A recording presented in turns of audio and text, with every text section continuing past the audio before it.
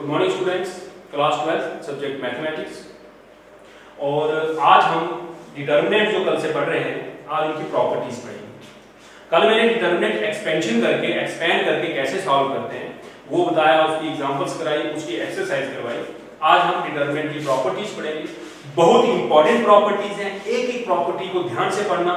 Notes जो मैं upload करूंगा उनको डाउनलोड करके उनको पढ़ना, नोट्स अपनी नोटबुक पे नोट करना। ये जो टॉपिक मैं आपको पढ़ा रहा हूं, इसमें से आपको 6 मार्क्स का श्योर शॉट एक क्वेश्चन एग्जाम में आता है और बहुत ही सिक्योरिंग क्वेश्चन होता है। 5-6 लाइंस में एक क्वेश्चन जो है वो फिनिश हो जाता है, प्रोवाइड आपको प्रॉपर्टीज आती है। बड़े बड़े डिटरमिनेंट जो एक्सपेंड करके सॉल्व करना बहुत रिगरस प्रोसेस हो जाती है, जिनको वो प्रॉपर्टीज की हेल्प से विद इन 2 और 3 स्टेप जो है सॉल्व हो जाते हैं। So today's topic is properties of determinants। सबसे पहली प्रॉपर्टी है, फर्स्ट प्रॉपर्टी, अगर हम किसी डिटरमिनेंट की रोज या कॉलम्स, कोई दो रोज या कॉलम्स आपस में इंटरचेंज कर दें तो उसकी वैल्यू अनचेंज रहती है।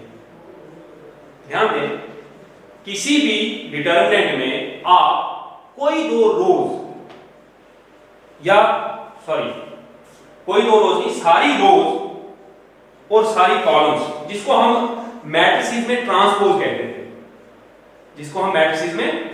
कहते थे, तो यहां क्योंकि डिटरमिनेंट कोई अरेंजमेंट है नहीं, एक नंबर है, तो यहां रोज और कॉलम्स अगर इंटरचेंज कर दें तो उसकी वैल्यू को कोई फर्क नहीं पड़ता है, क्योंकि आप जानते हैं कि डिटरमिनेंट को जब हम एक्सपेंड करते हैं, किसी भी रो या किसी भी कॉलम से एक्सपेंड करें, उसकी वैल्यू सेम रहती है। अभी थ्योरी में इसको अगर समझना टफ है, मैं बिल्कुल सिंपल लैंग्वेज में समझाता हूं। सपोज करें ये एक डिटरमिनेंट है 3/3 a1 a2 a3 b1 b2 b3 c1 c2 c3, ये एक डिटरमिनेंट है। इसकी सारी की सारी रोज चेंज करके मैं कॉलम बना लेता हूं, a1 a2 a3 b1 b2 b3 c1 c2। Matrix में इसको आप ट्रांसपोज कहते हैं। तो वहां मैट्रिक्स में, हर एक मैट्रिक्स में उसका ट्रांसपोज उसके इक्वल जरूरी नहीं होता, जिसमें हो जाए उसको सिमेट्रिक मैट्रिक्स कहते हैं। यहां हर बार ऐसा होता है, जब भी आप किसी डिटरमिनेंट में रो और कॉलम इंटरचेंज कर लें, मींस आप ये प्रॉपर्टी अप्लाई कर लें ri ci, पहली रो का पहला कॉलम बना लिया, दूसरी रो का दूसरा कॉलम, तीसरी रो का तीसरा कॉलम। ये प्रॉपर्टी जब अप्लाई करते हो तो इसकी वैल्यू अनचेंज रहती है, डिटरमिनेंट को कोई फर्क नहीं पड़ता है। मैं इसकी वेरिफिकेशन करा सकता हूं आपको। वेरिफिकेशन करनी है तो आप ले लें कि वाकई ये इक्वल होते कि नहीं होते। Let delta equal to this, so expand along R1 we have delta is equal, देखें R1 में प्लस माइनस प्लस A1, ये कॉलम और ये रो छोड़ दिया, इनको क्रॉस मल्टीप्लाई किया, B2 C3 minus C2 B3, फिर माइनस A2, ये कॉलम और ये रो, तो B1 C3 minus C1 B3, फिर प्लस A3, ये कॉलम और ये रो छोड़ दिया, B1 C2 minus C1 B2, keep it first. अब आप क्या करें, इसकी रो और कॉलम चेंज कर लें। Let delta dash be the determinant obtained by interchanging rows and columns of delta। Then delta dash is equal to a1 a2 a3 b1 b2 b3 c1 c2। अब determinant को evaluate कैसे करते हैं, कल वो method आपने सीखा है। हम किसी भी रो किसी भी कॉलम से इसको एक्सपेंड कर सकते हैं। तो मैं एक काम करता हूं, इसको फर्स्ट कॉलम से एक्सपेंड करता हूं, expand along C1 we have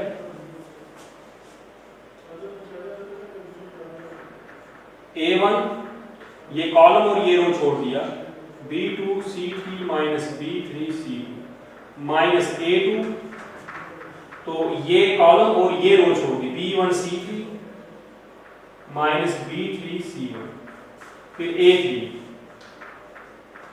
ये और ये जोड़ दिया तो B1 C2 minus B2 C1, इसको रखें सेकंड, चेक कर लें दोनों इक्वल हैं। हालांकि एक्सप्रेशंस में है, इन एक्सप्रेशन को आप एक एक टर्म करके चेक करें, ये इक्वल है। So from first and second we get delta is equal to delta dash. So क्या हुआ, एक्चुअली एक डिटरमिनेंट लिया, फिर उसकी वैल्यू निकाली, दूसरा डिटरमिनेंट बनाया हमने पहले वाले की रोज और कॉलम इंटरचेंज करके, तो दोनों की वैल्यू इक्वल आई। यही फर्स्ट प्रॉपर्टी कि जब कभी आप किसी डिटरमिनेंट में रोज और कॉलम इंटरचेंज करेंगे तो उसकी वैल्यू जो है वो चेंज नहीं होगी, वैल्यू जो है वो सेम रहेगी।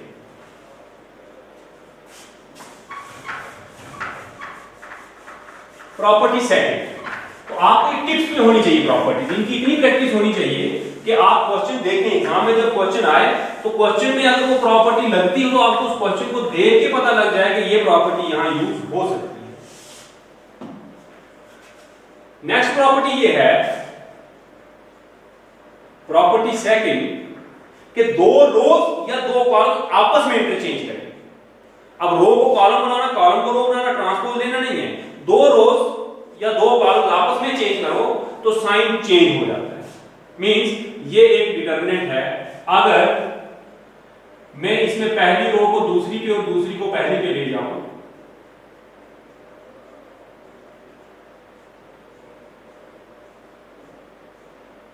तो ये इक्वल नहीं होंगे, साइन चेंज हो जाएगा। जितनी बार आप रोज और कॉलम इंटरचेंज करते जाएं, यहां मैंने क्या किया है, मैंने यूज किया है R1 R2 इंटरचेंज। तो जितनी बार आप रो या कॉलम इंटरचेंज करोगे, मैट्रिक्स में प्रॉपर्टी आपने यूज की है, यहां पर ये जब यूज करोगे तो उसका साइन नेगेटिव हो जाता है, उसकी वैल्यू नेगेटिव हो जाती है। इसकी भी आप वेरिफिकेशन कर सकते हैं, सिंपल सी बात है।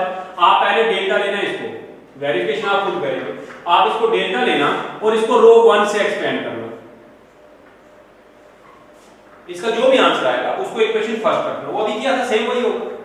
उसके बाद कहना let delta dash is the determinant obtained by changing first and interchanging first and second rose of delta, तो वो ये बनेगा, तो डेल्टा डैश बनेगा ये। इसको आप सेकंड वाली रो से एक्सपेंड करना, सेकंड रो से करो तो माइनस प्लस माइनस, इसे एक्सपेंड करो तो देखो फर्क क्या आ रहा है, यहां प्लस था यहां माइनस, एक माइनस कॉमन निकालोगे, इसको इक्वेशन सेकंड रखना, दोनों वैल्यू सेम। बिल्कुल सिंपल वेरिफिकेशन है इसकी। मैंने पहली वेरिफिकेशन इसलिए खुद करवाई कि आपको टर्मिनोलॉजी पता चले, लैंग्वेज पता चले कि क्या लैंग्वेज होती है इसको लिखने की। जब वो लैंग्वेज समझ आ गई, आप बड़े आराम से इस प्रॉपर्टी को वेरीफाई कर सकते हैं। वेरीफाई से ज्यादा जरूरी जो है इन प्रॉपर्टीज को टिप्स पे याद रखना। ये थी प्रॉपर्टी सेकंड। प्रॉपर्टी थर्ड, किसी भी डिटरमिनेंट में अगर कोई दो रोज या दो कॉलम आइडेंटिकल हो, प्रॉपर्टी थर्ड, किसी भी डिटरमिनेंट में दो रोज या दो कॉलम्स आइडेंटिकल हो तो उसकी वैल्यू जीरो। आपको उसको वैल्यू करने की जरूरत ही नहीं है, एक्सपेंड करोगे फिर वैल्यू निकालोगे जीरो, ऐसा नहीं है। आइडेंटिकल रोज या कॉलम आए तो आप उसकी वैल्यू डायरेक्ट जीरो लिख सकते हो। वेरिफिकेशन अगर करनी है, let delta equal to this, मैं वेरिफिकेशन करके बताता हूं। अब इसकी वैल्यू जीरो आएगी। अब मैं इसमें एक प्रॉपर्टी यूज करता हूं, R1 और R2 जो आइडेंटिकल रोज मैंने ली, जानबूझ के ऐसा डिटरमिनेंट लिया जिसमें दो रोज आइडेंटिकल है। अब मैं इनको इंटरचेंज करूंगा, इंटरचेंज करूंगा तो साइन नेगेटिव आता है by property second. Second property कहती है जब भी आप दो रोज या दो कॉलम इंटरचेंज करोगे, हालांकि यहां चेंज दिखेगी नहीं आपको क्योंकि वो सेम है, आइडेंटिकल है। आइडेंटिकल का मतलब होता है कॉरस्पॉन्डिंग एलिमेंट सेम होना। तो using property setting sign negative हो गया। ये साइन तो नेगेटिव हो गया, लेकिन ये अंदर क्या है, ये तो वही है जो डेल्टा है, सो माइनस डेल्टा, ये तो डेल्टा ही। मैंने इसको इधर लिख दिया, इसको इधर लिख दिया, वो सेम है, इसलिए आपको चेंज दिख नहीं रही, लेकिन मैंने लिखा है यहाँ पे ये चेंज की। So this implies delta plus delta is 0, this implies 2 delta is 0, this implies delta, तो डिटरमिनेंट 0। जब दो रोज या दो कॉलम्स आइडेंटिकल हो तो डिटरमिनेंट की प्रॉपर्टी, डिटरमिनेंट की वैल्यू 0 हो जाती है। प्रॉपर्टी 4 बहुत इंपॉर्टेंट प्रॉपर्टी है, फोर्थ प्रॉपर्टी। एक बहुत बड़ा कंफ्यूजन हमें मोस्टली रहता है। कल की एक्सरसाइज में हमने इसके 2 क्वेश्चन भी किए थे, क्वेश्चन नंबर 3 और 4। मैट्रिक्स में क्या होता था, सपोज करें ये एक मैट्रिक्स है 1 2 3 4, इसको जब k से मल्टीप्लाई करना हो तो हर एक एलिमेंट k से मल्टीप्लाई, ये मैट्रिक्स में है। डिटरमिनेंट में ऐसा नहीं होता है, या इसका उल्टा, जब k पूरी मैट्रिक्स में हो तो कॉमन निकाल सकते हो। डिटरमिनेंट में जो भी नॉन जीरो नंबर जिसको हम स्केलर कहते हैं, वो एक रो या एक कॉलम, डायगोनल में नहीं, रो या कॉलम में अगर वो है, आप उसको कॉमन निकाल सकते हो। मेरा कहने का मीनिंग क्या है कि सपोज करो आपके पास एक डिटरमिनेंट है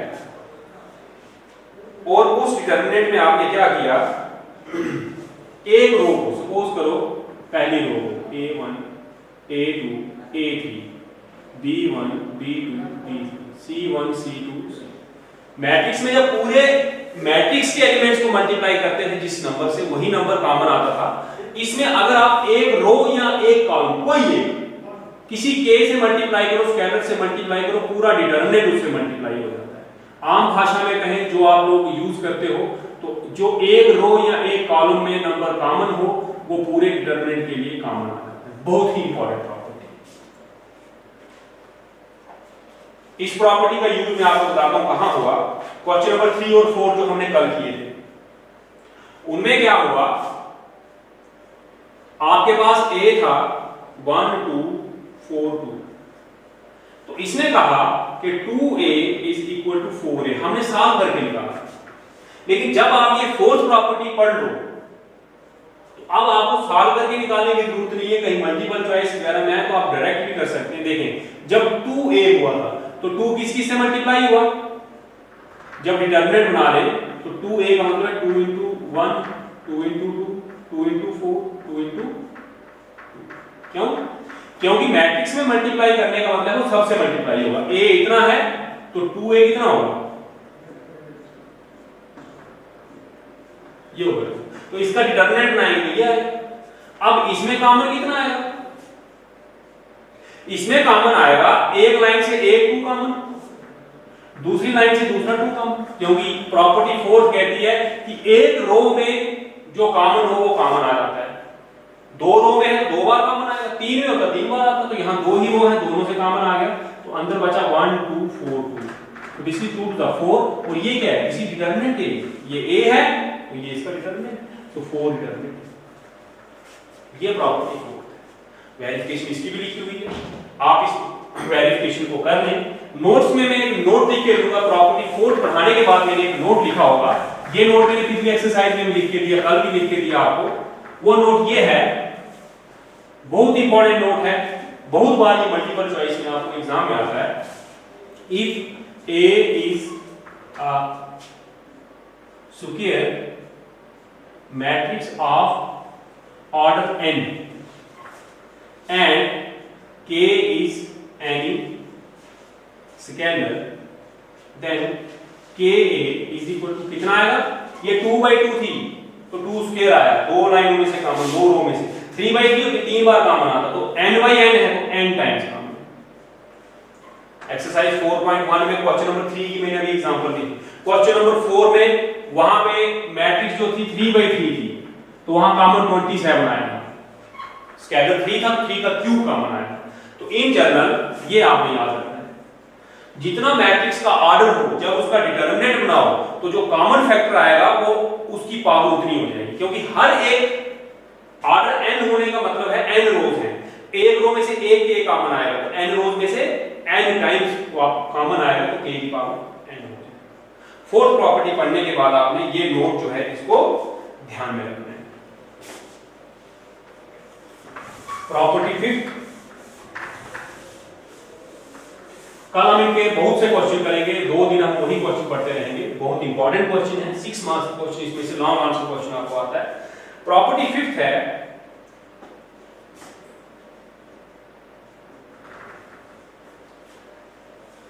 किसी भी डिटरमिनेंट में अगर कोई एक रो के सारे एलिमेंट, सभी एलिमेंट या कुछ एलिमेंट, सभी एलिमेंट या कुछ एलिमेंट दो नंबर्स का अगर दो एलिमेंट्स का सम हो तो आप उसके 2 डिटरमिनेंट बना सकते हो।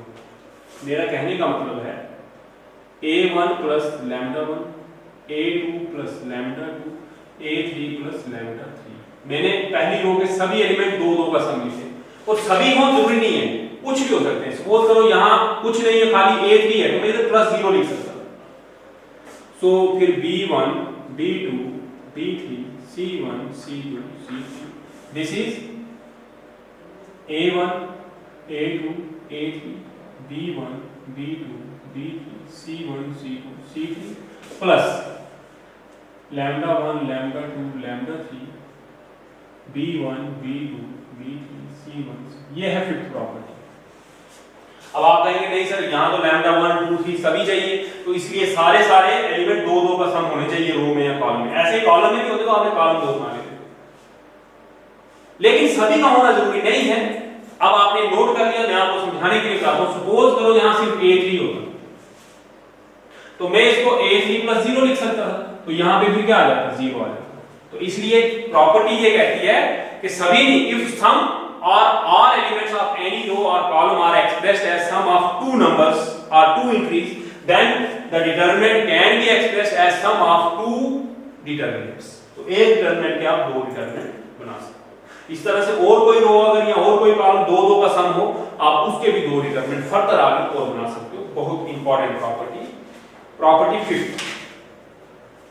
अब लास्ट प्रॉपर्टी है और सबसे इंपॉर्टेंट प्रॉपर्टी, शायद ही कोई क्वेश्चन डिटरमिनेंट्स का ऐसा हो जिसमें ये प्रॉपर्टी यूज ना हो। ऑलमोस्ट सभी डिटरमिनेंट्स में ये प्रॉपर्टी यूज होती है। एलिमेंट्री ऑपरेशन हम मैट्रिसेस पढ़े तो उसमें थर्ड ऑपरेशन था।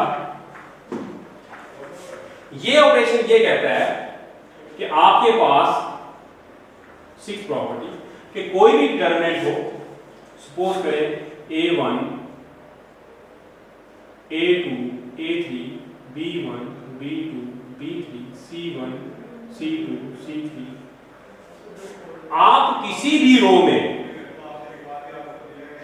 दूसरी रो के इक्वल मल्टीपल ऐड कर सकते हो।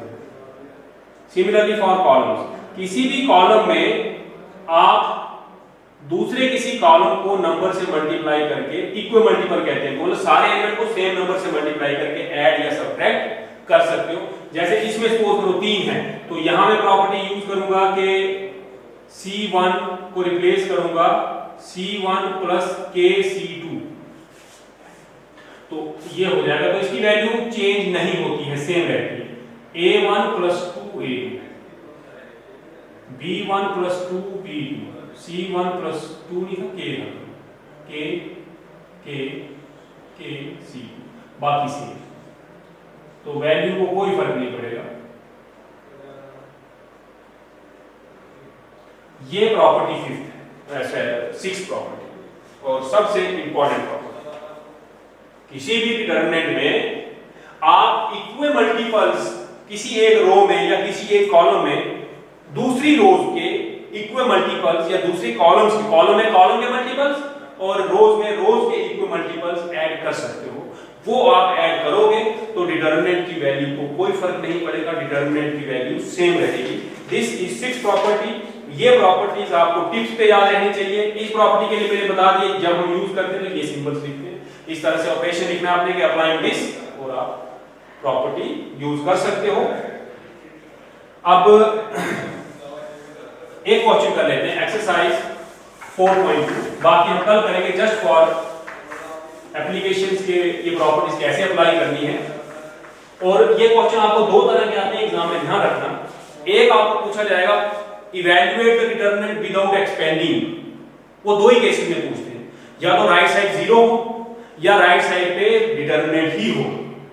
तो आपको पूछेंगे विदाउट एक्सपेंडिंग, आप सिंगल स्टेप के लिए भी उसको एक्सपेंड नहीं कर सकते हो, आपको प्रॉपर्टी से ही सॉल्व करना है। और एक आता है using properties evaluate the determinant, फिर उनको उस डिटरमिनेंट को आप कुछ प्रॉपर्टीज लगा के सिंपलीफाई करके एक्सपेंड करके भी कर सकते हैं।